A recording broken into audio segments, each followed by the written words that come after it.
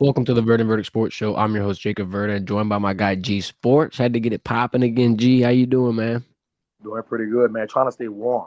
Trying to stay warm. Good luck. Good luck, because there's snow falling here soon in Louisiana. And I mean, we don't get to say that much. Don't get to see it. I've probably seen it once, twice in my entire damn life. And here we go Right. back to it again. I think 5 inches is expected.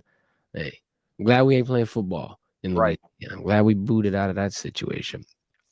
Just to give you a quick layout of what our stream will consist of today, LSU Portal News will be reacting to the additions to the overall class, defensive depth, any areas that LSU might need to target in this portal going forward. Then, obviously, national championship tonight. Buckeyes looking to, man, what is it? Would be 3, 4 wins in a row. I mean, impressive wins, too. They're beating big teams. They're beating teams that, quite frankly, I counted them out against. And obviously, the other side, Notre Dame, I feel like they've kind of creep their way into legitimacy here, one of the top programs in college football. But tonight, there's going to be an interesting matchup. Very interesting, situation with the college football playoff national championships. And then, I don't know if you feel this way, but it's been kind of a recent trend of not necessarily blowouts, but I believe I heard on a show this morning the average point differential for the CFP Natty is 20 points over the last few years since it's been out. I mean, look, there's been the TCU and Georgias. There's been a lot of different matchups where you thought it would be a good game and it was a sleeper. It could Right. happen tonight. I hope it doesn't. And then lastly, we'll react to Jaden Daniels and that NFC championship performance. That was impressive. I'm not gonna lie to you. I don't know if I saw it coming all the way, a damn JD5 Super Bowl run, but hey, look, I'm here for it. I'm not gonna back down now that we got the opportunity. To react real quick, to Marcus Cooley, G, is that the safety that LSU needed? I mean, obviously the rankings of their transfer portal class, they jump, they soar. Everybody's saying LSU's got the number one class, the number one this, the number one that. Is this the guy that is going to help them be the number one team, the number one defense? Is this the step and the move that they needed to get into that direction? Would you say? I think Tamarcus Cooley is a solid player. I don't think he's someone that's going to come in and make a huge impact on that defense. He's going to bring some experience. I think he's going to bring some depth, which they really needed at that safety position. Um, but I don't think he's someone that Tiger fans should be. Oh my God, we got Demarcus Cooley at safety next season. We're going to be really good because he's here now. Uh, I don't see that. I don't see that. Not from the film that I saw this past season of him at NC State. So, but again, it's always good to add some depth because they was depleted in that room. And Jordan Gilbert has had surgery this off season. You don't know how he's going to come back off of that injury. And he's dealt with a lot of injuries going back to his Texas A&M days. And then you Yep. got somebody like Joel Rogers, who was a true freshman this year that didn't get too much experience. All right, Kyler Jackson is going. Sean Spears played some significant time at the beginning of the season, but you saw him not get so much playing time around the middle to the end of the season. So uh, Cooley is somebody that brings depth to that room, man, and that's probably the gist of it in my mind. And I'm glad you brought up that Jordan Gilbert situation because I ain't gonna lie, I did notice that there was no cast on Gilbert here. I'm like, man, what's going on? Is he gonna be, kind of slow getting back into it in the spring? And I guess that parlays this into the next question that I have is gonna be, is there any more moves, right? We've hypothesized all kind of DBs that are able to play safety, all kind of DBs that are able to be cross-trained. Do you think that that's going to be the direction that you have to go in, or are they going to maybe be able to kind of wait this thing out until that second portal window, potentially get someone toward the end of that spring period? To me, man, I just think that they need to go get a Mike linebacker. I've been harping on it for about 2 weeks now. I think when you look at that linebacker room, you sit with Whit Weeks. He's gonna be back coming off the ankle injury. Brian Kelly said that he should be ready to go for the spring, so you don't have to worry about Whit at one of the linebacker spots. Pert coming back. He's gonna be fully healthy. The Mike linebacker spot is very important, especially with Blake Baker saying he wants to move to a three linebacker look next year. So uh, I would hope that they're going to try to find a good Mike linebacker in the portal, somebody with some experience. And I think if they do that, that shores up that defense, and you should feel really confident going into the next year. But if they don't have that Mike linebacker, as we know, that's the quarterback of the defense, I'm going to be concerned about that linebacker room as a whole next year.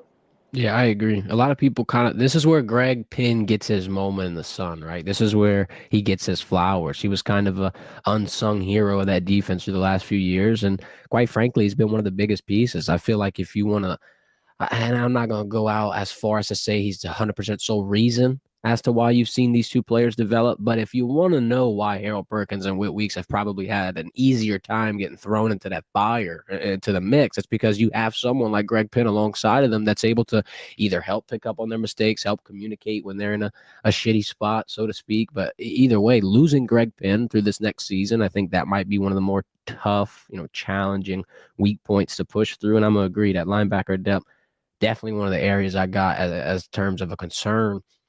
Might even go as far as to say maybe you worry about inside D tackle a little bit. If you got to go through and check depth, look at the positional needs, look at everybody on the roster. I mean, a few years ago, you'd have said DB. Maybe even last year, you would have said DB. Now you've answered that. You've moved past that.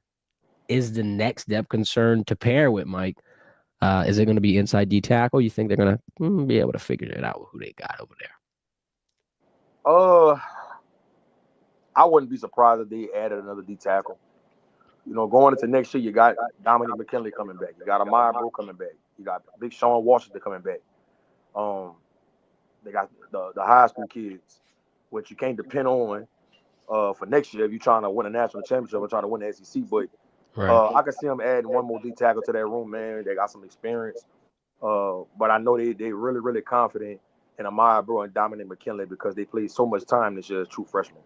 And I know last episode, let me talk about this because we had a few people in the comments saying why Devon Keys can't be the starting Mike linebacker next year, next to Harold Perkins and Whit Weeks.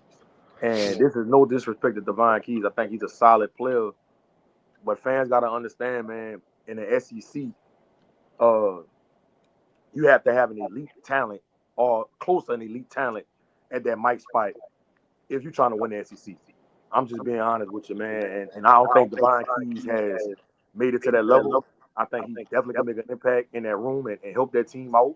But if Devon Keys is a starting Mike linebacker next year, I don't think that Tiger staff and Blake Baker will be excited about that. In my humble opinion, I think maybe the following year, after he gets a few more reps and gets some more experience this second year, he could possibly be that starting Mike linebacker in that third year. I don't think he's ready to take on that role in year 2, in my opinion. Yeah, I'm gonna double down with you on that because I'm pretty sure like his biggest role it got introduced to everyone around with the Florida game whenever Womack and them didn't really travel with the squad, and then just kind of to parlay that into the experience point. I mean, you don't want that part of your defense to be that green, especially over the middle. You've got a lot of different pieces that are flagged. I mean, that bowl game performance was great, right? That pick six, he had a great moment. He had a great opportunity, and I feel like he seized it. And I think, if he does a little bit more of that in the spring, in the fall, in the early parts of the season, yeah, sure, by the end of the year, you could be having that conversation. But it is definitely premature. I mean, if you throw him out there, it could be a very similar situation to somebody like maybe a Toviano or, a DB who had to get yanked out of their position initially after getting thrown out there in the fire. Maybe he's not ready yet, and you don't want to have that confidence get cracked and busted because that's a tough aspect of your game to build back. I mean, once you're out there in the live field, if you get your juice lost a little bit, I don't know how you're going to be able to go find it again. And that Mike linebacker spot is the most important position on the field, man. 100%. I don't see Blake Baker playing around and just taking a chance and look, we're going to go with Devon Keys next year as I start Mike linebacker. I just don't see Blake doing it. If anything, if push comes to shove, you probably would have to move Witt to the Mike, let Harold still play the wheel, and then you figure out somebody else to play the sound spot. I think that could probably be a solution if they can't find a Mike linebacker in the portal. You know what I mean? And I'm sure they're gonna figure it out. I don't see them going into the off season not shoring up their position. I just don't see it. We got a question in the chat. Bono's talking about just overall how he thinks Keys is one of the most trusted players out there, and he's asking about the development. Like, could you get your development slowed? Honestly, G, I kind of want to be devil's advocate here real quick before you answer this. How about this might potentially help the development, putting him in a situation. You could compare it to a completely weird comparison, but isn't this similar to like a younger quarterback getting thrown out in the mix when he's not necessarily ready, and then all of a sudden he gets hammed on, and now he's got all these different mechanics that he's got to break, and he got thrown out a little bit too early. I mean, look, two different situations, but I feel like the safer you are with the development, and when I say safe, the slower, the training wheels aspect, you give him the bite-sized pieces initially so you don't choke on the whole damn steak. It actually could be, more substantial. It could be more beneficial, but that's just my devil's advocate thought on it. Nah, I feel you on that. And look, I don't want LSU fans to think that I'm saying that Devon Keys is not a good player. Right. I just don't think he's ready to be the starting Mike linebacker on that defense yet. I don't think he's ready for that. And I think Blake knows that, right? And that's why I see them going to get him a Mike linebacker in this portal before it's over. I just don't see them going into the season with at the outside, Perk at the other outside, and Devon Keys in the middle. I don't see them doing that. It's too important of a position. I just don't see it. Yep. I want to ask you real quick. Let's talk about top transfers, both sides of the ball. You can pick. Let's do defensive. We're on a defensive kick right now. Let's stick to the defensive side of things. I got my two guys. Number one, I'm gonna start it with Patrick Payton. Right. Obviously, we needed this presence on the edge. I'm not gonna say you were kind of like lost losing guys like Swinson and Jones, but I mean, you were going to be scratching your damn head. So when you're able to boost this position group with guys like this, guys like Pyburn, guys like Butler, I feel like it's going to make you sleep a little bit easier at night. Then in turn with Mansour Delane, the ability that we were talking about with him to be able to be that hybrid DB, right? If you do need some help at whether it be the free safety spot or, inevitably, which I think DeMarcus would potentially play a strong safety area. I got another kind of question for that as well. But either way, Mansour provides, I feel like, enough dependability on both sides where you kind of can lean him in a hybrid role. You can kind of lean him in multiple different areas. And before you answer this question, though, I've got to pop that up. DeMarcus Cooley, I feel like he'd have to be strong safety. I think he played nickel at NC State. I don't know what spot you would really throw him in besides that. I feel like he's got a nice amount of weight on him to be able to put him closer to the line. Nickel already had him close to the line. What do you think about that? Where would he fit in? Cooley? Mm-hmm. Yep. Yeah, Cooley going to have to play safety. I know he got some experience playing nickel, but I just got a feeling once the fall camp starts and they start getting into game planning and figuring out packages and schematics and stuff like that, I think you'll see Mansour Delane play a little safety. Mm-hmm. I think you can see Ashton Stamps playing a little safety. That's something I've been talking about for a couple of weeks now. Don't be surprised if you see some moves like that happening. I think you can see Ashton playing a little nickelback. Because to me, if you want to go out there with the talent and the length and the measurables against these SEC opponents, having Mansour Delane at safety, Jaheim Jackson, the Florida transfer, DJ Pickett at the other corner, Ashton Stamps at the nickel, I think that now you put yourself up as one of the best secondaries in the SEC. Having that length and that athleticism on that back end, man, is very, very crucial when you're going against these top-tier receivers in this league, bro. And so Cooley probably fits in somewhere at the safety position too. I'm sure they're gonna probably be able to use him at nickel sometime. They're gonna be able to plug and play and move him around and stuff like that. The biggest thing about this is having kids that's versatile. Yeah. Right? Mansour Delane, versatility. Ashton Stamps, I think he got some versatility. So Cooley, some versatility. So when you got guys like that can play multiple positions, schematically it makes it easier to build a game plan for teams. And I think Blake and C-Ray's gonna do a good job of putting those guys in position to be able to go compete on Saturdays, man, and get that LSU defense to one of the best in the country again. So if Mansour is going to be playing safety, you potentially see Ashton Stamps out there. What do you think is that DB rotation for the corners? I mean, obviously you got Jakeem Jackson, the transfer from Florida. Do you see DJ Pickett as soon as, I don't know, August, September? When do you see DJ Pickett? It is going to depend on how they going to use these safeties. Is Deshaun Spears going to be the starting free? If that happens, you might not have to move Delane to safety. You could keep him at corner. So now you got Manson Delane at one corner, Jaheim Jackson at the other corner, Ashton Stamps at the nickel. Now you could kind of rotate DJ Pickett in. But if they're not confident about Deshaun Spears and Cooley and Joel Rogers at the safety position, now you got to mix and match and move the lane to safety. Now you got to move Jaheim and then insert DJ Pickett as one of the starting corners. They might have to go that route. It's gonna depend on how it looks in the spring starting off. I can see them moving Ashton around at nickel safety, Cooley nickel safety, just seeing how it looks and going into that fall camp, man, letting them all compete and figure it out. I think it's gonna be a healthy competition, and I can't wait to see how it play out. Yeah, it's one of the first things I'm looking for from spring, G. I'm walking right onto that practice field. I'm going straight up to Coy Raymond. And don't forget Michael Turner either, man. He's somebody that C-Red is super excited about. He's another one with a lot of length, 6'1.5" with some long arms. He can run. I know he didn't have his best performance in that bowl game against Baylor, but like I say, man, C-Red is super high on Michael Turner because he has all the measurables. He has all the intangibles, the feet, the lateral movement, the ball skills, because he played receiver in high school. So, don't be surprised you see Michael Turner being in that fold too. Real quick, we hop out of this segment. Do you think that there's going to be anything that you could kind of like prematurely grasp onto spring that might be not like rat poison, but it might be a little more than what it is? Like, for instance, when we were out there last summer, we saw Sage Ryan playing at safety naturally, and then obviously he went to corner, and everybody's wondering what the hell Sage Ryan at corner, and they're like, cross training.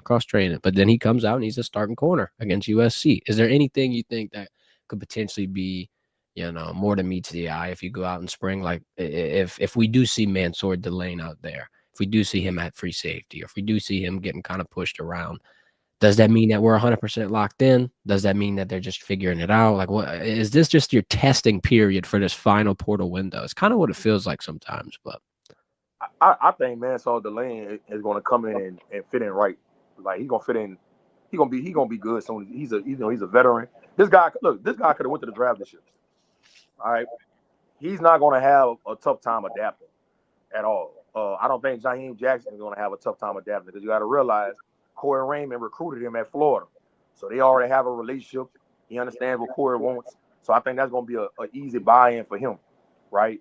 And DJ Pickett is going to be the one they got to kind of groom along, and him being there early right now and doing the spring going to help him a lot going into fall camp, right? And you just can't teach his what he got. He got some God-given ability. And his measurables, his length, man. I mean, he's like a super ninja out there. Mm-hmm. So, I don't think you're gonna see them having a tough time adapting, man. I think they're gonna fit in just right, and I don't see the secondary being a weak league at all come next season. It's music to my ears. We're on the way up, G. Upper crescendo. This is LSU right here, trying to make it to that 12-man playoff. Yep. Move into that playoff talk. Let's move into that national championship talk. Because if there was a team this year, G, that benefited from it being a wide playoff, giving you multiple shots, multiple opportunities, it'd be Ohio State. Your Michigan boys did them 30 to end the season, and now here they are in the national championship. I feel like that's an honorary star for Michigan, man. That's honorary. Let's look at these stats real quick. So here's what the public is saying, ladies and gentlemen. The money line is at minus 375 for Ohio State, and 91% of the public is riding it, doing this, hopping right on it, hopping on the saddle, lassoing up. Total, something similar, 46 points, 70% of the public taking that. The spread, 9-point spread, G, and everybody's thinking that the Buckeyes murk the Fighting Irish. It's interesting, right? Because Ohio State's on fire right now, but about 2 weeks ago, Ryan Day was on fire. About 2 weeks ago, his seat was on fire. It just shows you how quick things change in college football, G. Now we're in a spot where they could be hoisting a national championship, and everybody forgets about what happened in that Michigan game. And I get it. What have you done for me lately? The playoffs have been interesting, to say the least. I believe it's Tennessee, Oregon, and then Texas. That was the three they had to beat to get into the situation.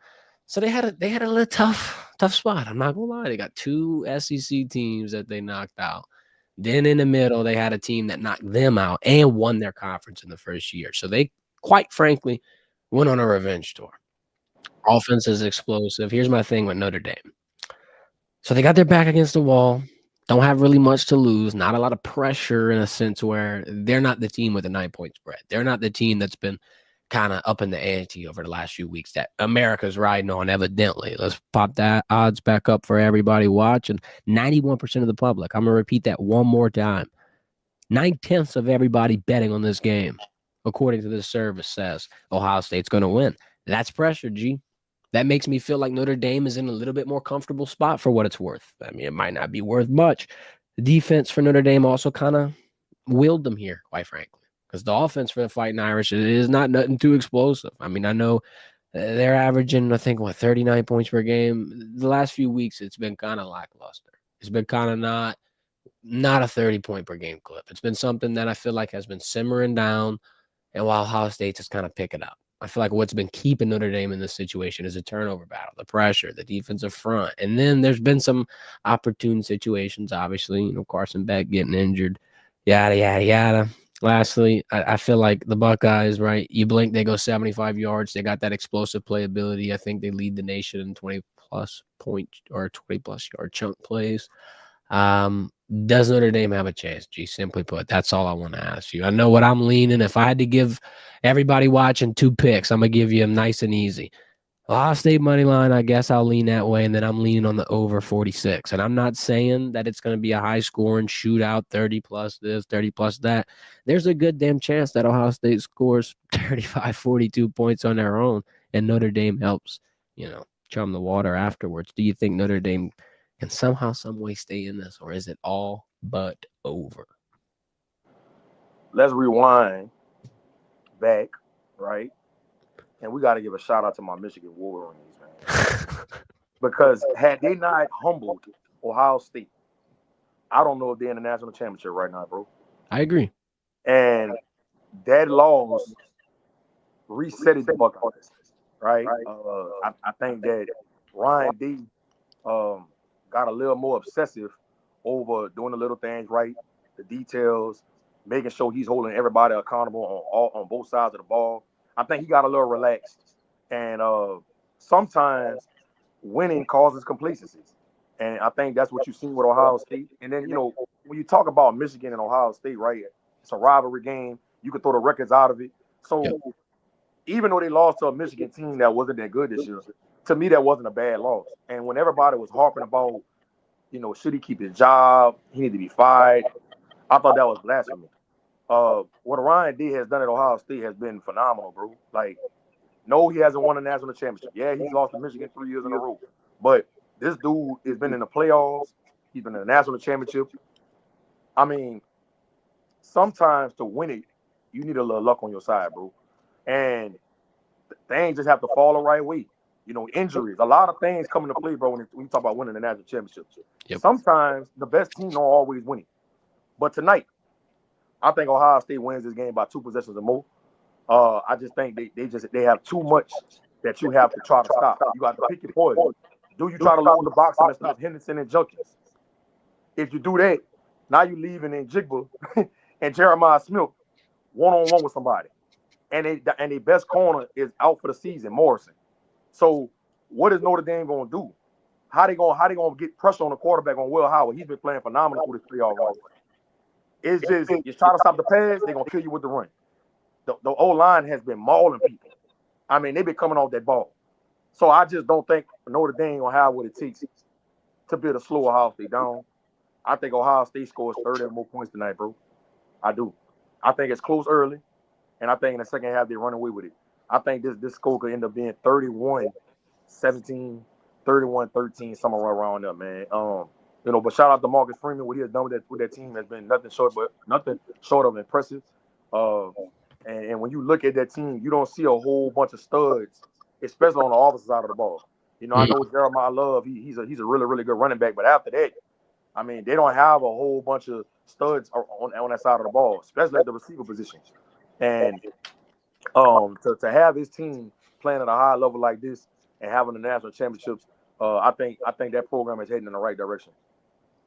Yeah, Mike Denbrock and Riley Leonard would have to have a perfect outcome tonight for them to be able to somehow, some way keep it close because Ohio State's got so much explosivity on that side where I'm worried that, like I said, they cover that total on their own. My pick, I'll go Ohio State winning, but a safe better. I ain't gonna lead y'all in the minus 375 direction. I'll go over 46 minus 110. I think that's pretty safe. The only worry you're gonna have is if that defense comes out firing and they kind of, seem a little nervous, a little gun shy off rip. But hey, it's gambling, bro. You gotta make your If pick on your if side. Notre if Notre Dame wants a shot to win this game, they're gonna have to slow it down.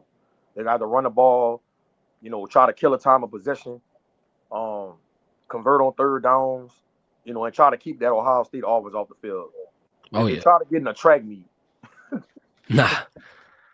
oh, Notre Dame fans, you might as well start beating the traffic. I'm Yeah, telling if you they now. try to, the only way you winning in a track meet is if you biting their ankles, G, because they're gonna be running all over you. They're gonna And be I'll go treating out, you like ankle weights. and I'll go out on a limb and say this: if Notre Dame does somehow keep this close or wins the game, special teams gonna be the difference. Notre Dame special teams have been really, really good all year.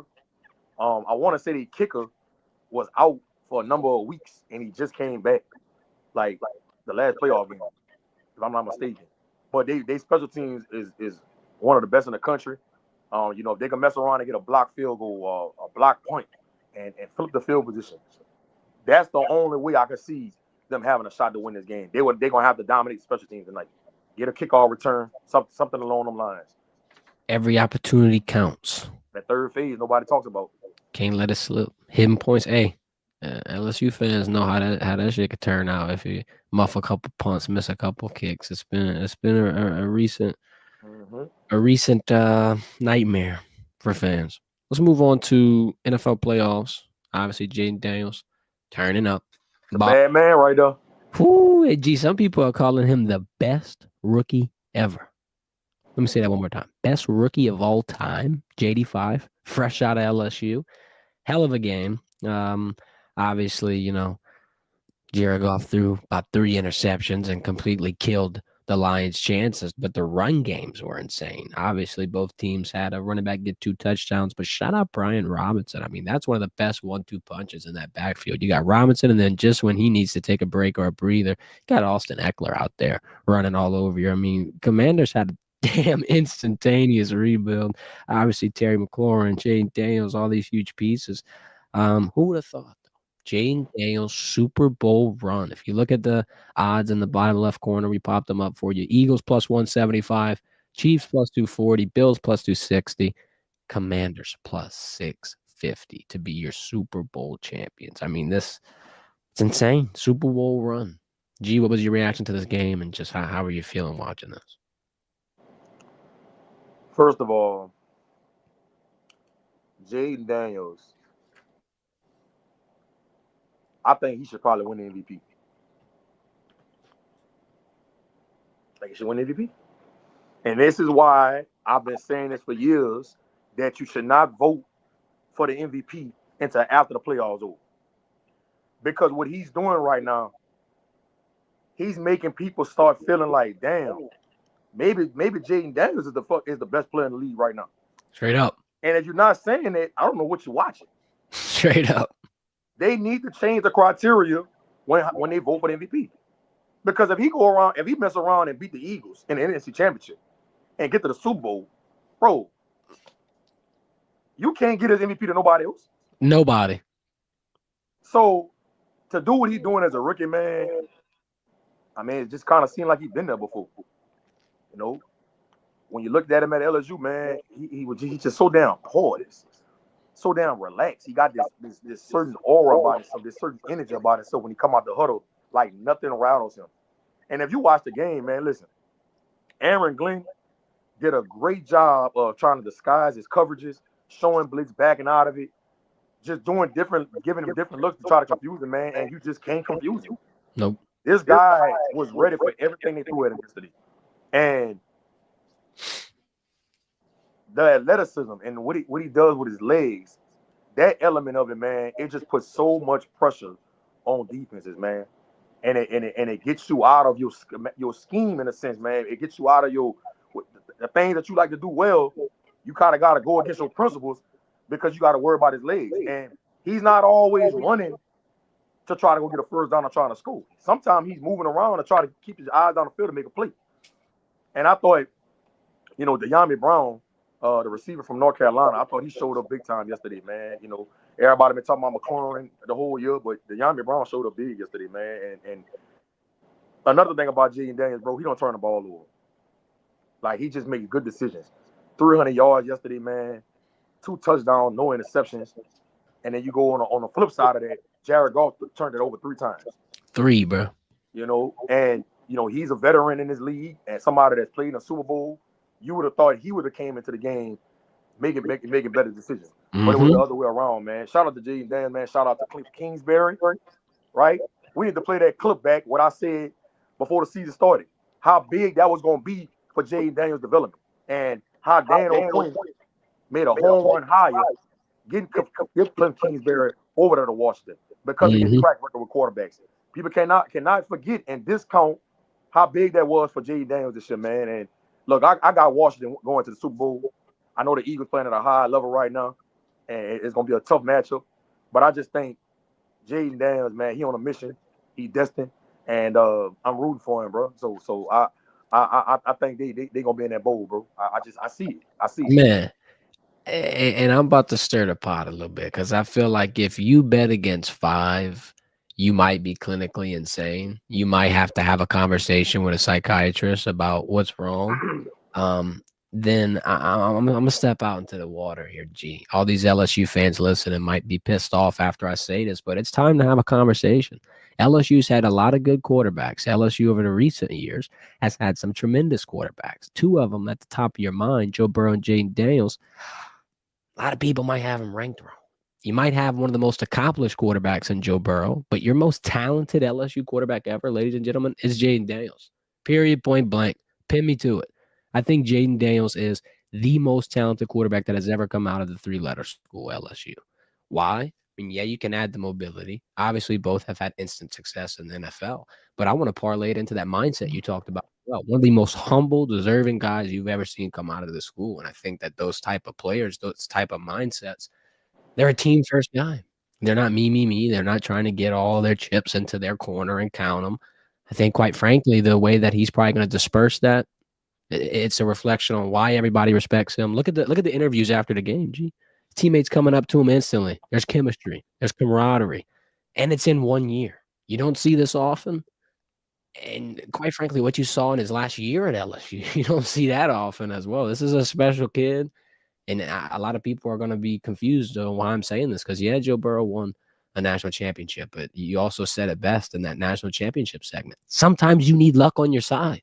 Maybe Jaden Daniels just wasn't so lucky in his final year in college, but maybe that luck is starting to shine right now.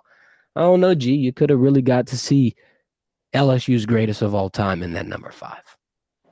Yeah, I don't think that's premature what you're saying when you make a statement like he's the most talented LSU quarterback ever. I mean, what he does throwing the football, the anticipation, the intermediate game, which that's what he struggled with his first year at LSU. He doesn't have any flaws, bro. He doesn't. I mean, if you watch Jaden Daniels play, you can't tell me one thing you say that jump out to you. You like, all right, he needs to really, really work on that. Of course, he still can keep getting better, right? Like he's not a finished product. We know that. But when you just talk about flaws, I don't see it. I don't see it. He does a good job of going through his reads, his check downs. He does a great job setting his protection. He has good pocket presence. He could throw the deep ball. We know he can make plays with his legs. He understands how to get down and slide. He could take it 80 at any given time. Bro, the guy doesn't have any flaws. And can you imagine when he puts some more weapons around him in his offseason? It's gonna be a nightmare. I think this could be something equivalent to when the Rams had the greatest show on turf. You know, when they had Azakim and Marshall Falk and Torrey Holt, and they were scoring all these points. You give Jaden Daniels another weapon or two, that's the kind of offense they're going to have. And you heard Cliff Kingsbury talking about, he been having some teams hitting him up about interviewing for a head coach. And he kind of came out and said that he really don't want to go anywhere. He kind of won't stay locked in with Washington because he's enjoying the process with Jaden Daniels. He sees something special over there. And that just go to show you right there that they got something special brewing in Washington. I would love to see these guys draft Kyron Lacey. I promise I would. And then you still got a lot of other pieces that you can add. T. Higgins. What do you think is the likelihood? Now, I'm jumping the gun here. I'm going real hypothetical. What do you think is the likelihood of damn Alvin Kamara getting out of New Orleans? What if a piece like that gets active? Possible. I like their two-headed monster with Robinson and Ekeler. Yeah, you're right. They got a nice two-headed monster, but I think they probably going to end up going to get a tight end because Zach Ertz getting older. You know what I mean? And add another receiver, man. They do that. Sky's gonna be the limit. Oh my God! I just had a devious thought. Mason Taylor, Hot Montana Express. 2.5. Look, 5 been expressing to Kyron that he wants him in Washington. He's been expressing it to him. That would be insane. That would really be insane. Look, think about this. They mess around and get to the Super Bowl. I think he got the stature to go to the owner of the gym and say, "Look, man, draft Kyron." Straight up. Go ahead and draft Lacey. I need Lacey. And they're gonna listen to him. And if he doesn't have that pull, what gets you that pull? I mean, you just waltzed into the best game, the biggest game. That man 5 said, actually, I just left the booth. I'm coming right back. I'm coming right back for February. And it ain't for Mardi Gras. He'd be able to get it damn near anything he wanted. And if not, Magic Johnson need to pull some more strings over there. I ain't gonna lie. 5 said he won't Lacey, bro. So we're gonna see. It'll be interesting. Anything else you want to say before we hop out of here? Man, I'm excited about the game tonight. I hope it's a close game. I know I said that I think Ohio State going to end up winning the game 31-13, but I hope I'm wrong. I hope it's a really, really good game. I hope it comes down to the wire because we've been seeing a lot of blowouts in championship games in recent history. I'm excited about the NFL playoffs. It's been some really, really good games. My thoughts and prayers go out to Meek Robinson, man. What happened with the arm injury yesterday happened in the first quarter too, and the kind of season he's been having, man. It was just unfortunate that it happened to him in one of the biggest games of the year. And I think that played another part into why the Lions just couldn't stop they couldn't stop Washington. They was already down with Carlton Davis, and then Terrion Arnold had just came back from the injury. He not all the way 100%, and so that secondary just depleted in Detroit right now. And I think that played a big factor into why Washington was able to put up 45 points like that too. So, but I can't wait to see these championship games and see how it's going to play out and see who's going to be in the Super Bowl. So it's exciting times right now for football. It's wrapping up. We're almost done, but then you get about a month of a cool down, get to get a deep sigh of relief, and then boom, spring ball, boom, fall camp, right back into the full swing of it. It ain't gonna be much longer. Got a lot of questions about to be answered here. Yep. I appreciate your time, G. Appreciate everybody for tuning in. Remember, everybody, we had to change the time Monday, Wednesday, Friday at 9 a.m. Hit that like button, hit the subscribe button. Follow my guy G on Twitter or X at G_sports. Y'all have a good one.